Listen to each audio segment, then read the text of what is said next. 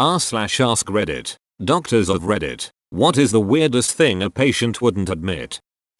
Not a doctor but a nurse. Had a patient come in with a toothpick in his penis. Refused to tell me how it got in there. Insisting he was picking his teeth and it fell in. The Olay head on a stick. Being pregnant and also a virgin. People actually believe women can get inseminated in a public pool or after their parents had sex in the jacuzzi and the girl uses the jacuzzi and is inseminated by the father.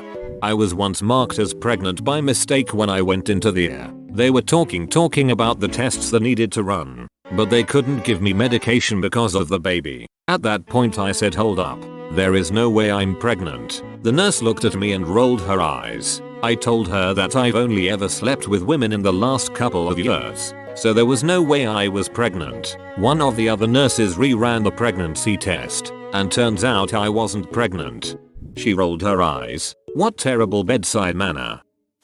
I admitted a guy for chest pain. As part of the workup, I did the urine drug screen which came back positive for cocaine. After the rest of his cardiac workup was negative, I said to him, good news, you didn't have a heart attack. It's likely that your chest pain was caused by cocaine. His answer, I didn't use cocaine. See, I was at a party and people had some lines of cocaine out on a table. As I was walking by, an oscillating fan blew the cocaine into my face. Which is why my urine was positive. MMMHMM. Got it?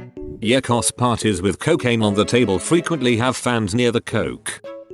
Nurse here. Had parents bring their 3-year-old son to the emergency department for 1 month of abdominal pain that kept getting worse. I ask all the routine questions for this complaint. Lots of questions about his poop. Is it bloody? Diarrhea? Mucus? When was his last bowel movement? Any changes in the stool? They deny any other concerning symptoms but abdominal pain. We do blood work, ultrasound, x-ray. Everything comes back completely normal but the kid is intermittently screaming in pain, curled in a ball. Over the next 5 hours I continue to repeat the same questions. I asked repeatedly if there was anything else going on that they could think of. Nope. The kid just doesn't seem well but we have no reason to keep him. We decide to watch him a little longer. Let him eat. The kid eats a bunch. A PBJ, apple juice, crackers, popsicle. No pain so we decide to send them home. I bring in the discharge paperwork and I'm about to start going over instructions and the dad goes, you know, for the past 3 months he's had a lot of worms in his poop.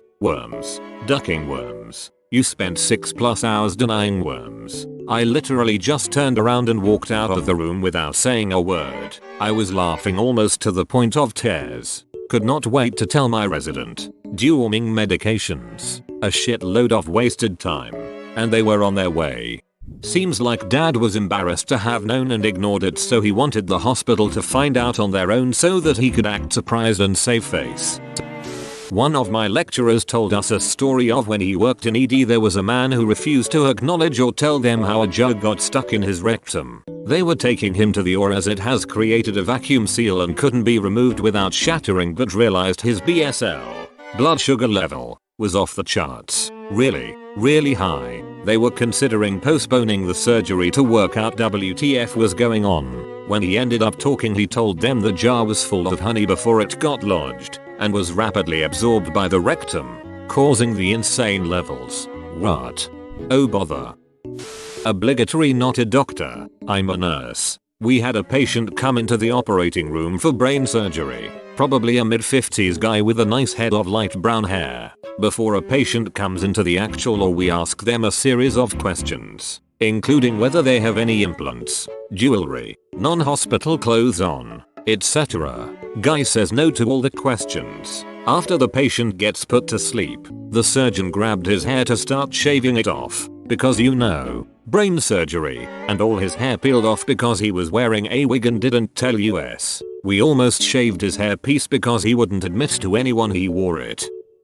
I'm a pediatric dentist, so maybe not the type of doctor you were looking for, but this one throws me for a loop every time so I'll share it. When I sedate kids they have to be NPO for 8 hours before, so I always ask if they had anything to eat or drink in the morning. Parents never want to admit their kid ate or drank, even when I remind them it's very important because if they vomit and aspirate they could die. Often they try to minimize it and say it was just a few bites. But one kid walked in eating a bag of Cheetos at reception and then the parent insisted to me that they hadn't eaten. Yep, I'm 100% not sedating your child today.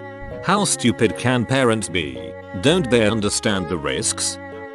Obligatory not a doctor. Used to work PR and marketing in an inner city hospital. Was once hanging out with the folks when a regular came in. He was into self-harm. This would have been in 2001 or so and I was young. So I had never even heard of this. This guy had spent hours burying a Phillips head screwdriver in his abdomen, carefully working it around major organs. He was a Vietnam medic and had some training, so he could feasibly do it. He straight up said, "What screwdriver? You all are crazy." The attending was staring right at the x-ray and the handle of the screwdriver sticking out of his abdomen. The screwdriver must have been 4 inches long. I still shudder.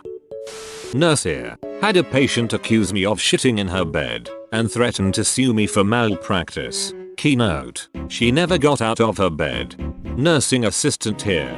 I've been accused of shitting in the corner of a patient's room. She did it and then tried to blame some really nondescript man as the culprit after realizing no one believed it was me. I've also been accused of killing babies and burying them in the hospital basement. I once had a patient come in with large calluses on the front of his ankles, which is a very unusual place to get calluses. I brought it up a few times because I thought maybe he was wearing his shoe wear improperly, but he kept waving off the question. Eventually I got him to admit that the calluses are there because he recently started taking a prescription antidepressant medication which made it very difficult for him to achieve orgasm. He found that if he lay on his living room carpet with his legs bent out beneath him in a W fashion and jerked off for several hours he was able to achieve orgasm. Had a patient in hospital. I forget what for. The point is that he disappeared for a few hours. When he came back he was tachycardic to 160 BPM. Massive pupils. Couldn't sit still. We asked him what he'd taken while he was out. Nothing. He swears. He went to the pub and just drank lemonade. Okay. We say, we're gonna take some blood and find out what you've taken. He then pipes up the friends he was with would think it was funny to spike his drink. What? We asked. Did he think they might have spiked his drink with speed? He says, what do you know? Bloods confirmed that he had taken speed, but he insists he didn't take it. His drink was spiked. Ah, the Olay Speedy be a slipperoo. All my friends play this trick on each. It's hilarious. I'm a nurse. I had a kid once who I needed to get a urine sample from. He was 8. I gave him a cup and pointed him to the bathroom. I went to check on my other patients and came back. Kid was still in the bathroom. I go knock on the door. Hey buddy, you okay in there? Sink on full blast. Yep, everything's fine. I go back to his room a few minutes later and he hands me a bag full of water with a cup inside that also appears to be water. I pour the water out of the bag. Hey buddy, are you sure this is urine in this cup? Yay. My pee is always clear. PT is wheeled off the x-ray. I check the temperature of the so-called urine in the cup. It was ironically the same temperature as the water from the faucet. Come on little homie, you gotta do better than that.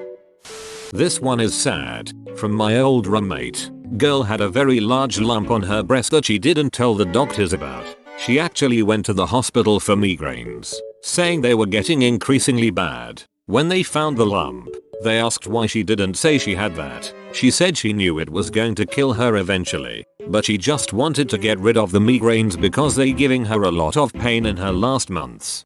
Did she live? I have no clue. Almost definitely died though. The lump was large enough that it was visible.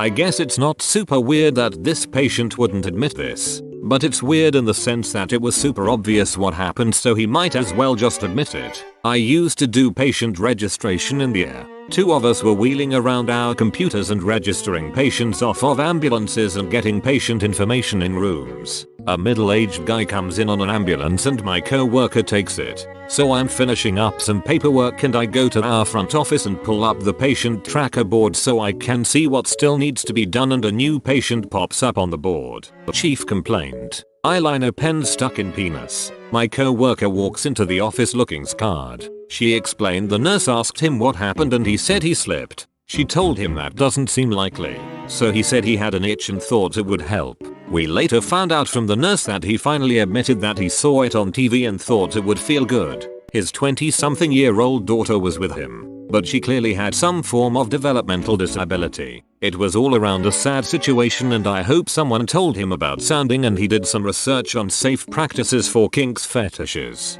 Apparently they were both lodged in there pretty badly. Edited for clarity. Sorry lol. That they don't know how to read. I've been taught the trick of handing a paper upside down to them to see if they can read. It's good to know if they don't, so you can make extra sure they have a full understanding of their instructions instead of saying to read the details on the sheet. They were almost 60 years old and taking a drug to make them lactate so their husband could pump them as it would help their fibromyalgia. Took a while for them to admit why they were taking it. I've thought about this for a bit and still don't understand. Why were they doing this? When was their last meal? They think they can fool their PET scan. End up losing money, time, and over irradiated. I feel your frustration to my soul. So have you eaten this morning? Nope, not since before midnight. Meanwhile I'm looking at a sliver of contracted gallbladder. Are you sure? Because I would hate for this test to come back incorrect and you end up meeting with a surgeon when you don't need to. I might have had a couple of waffles and eggs.